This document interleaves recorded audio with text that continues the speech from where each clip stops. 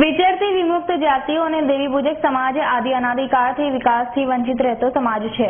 ત્યારે વિરાટ દેવી પૂજક સંઘના મત અનુસાર સરકાર દ્વારા આ જાતિ માટે કંઈ પણ વિચારાયું નથી।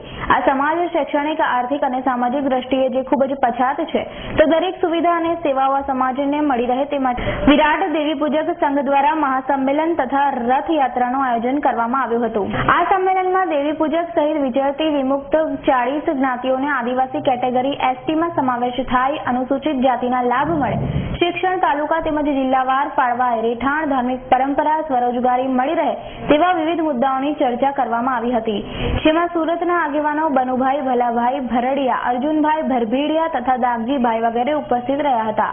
અમે આ દેશ આઝાદ થવાના 70 વર્ષ થઈ ગયા, તેમ છતાં અમને લોકશાહીના અધિકાર નથી મળ્યા।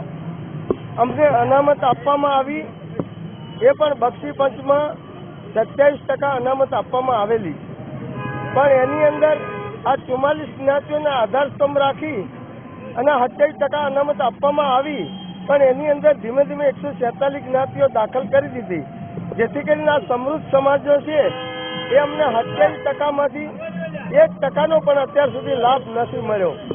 એટલા માટે અમે આ 27%માંથી 11% અલગ અનામત માંગીએ છીએ અને આ 40 જ્ઞાતિઓ માટે 11% અલગ અનામત માંગીએ છીએ અને એસટીમાં અમારો સમાવેશ કરવામાં આવે એ અમે માંગણી મૂકી છે સરકાર સમક્ષ। તમારી માંગણી નહીં સંતોષાય તો તમે શું કરશો?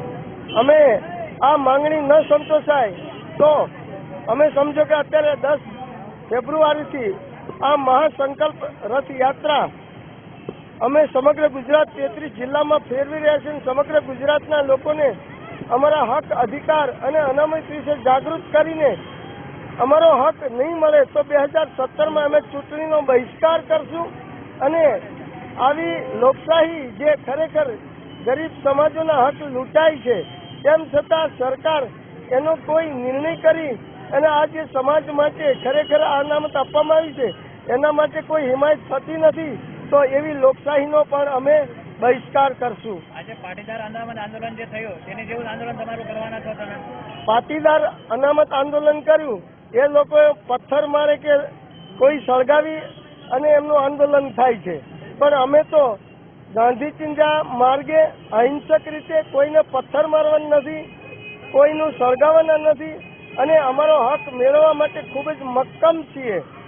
જે પાટીદાર ન કરી શકે એટલું બધું જલદ આંદોલન કરીને અમે અમારો હક મેળવીને જંપીશું। તમારો જે નિયમ છે તે સરકાર સુધી વાત પહોંચાડી છે તમે?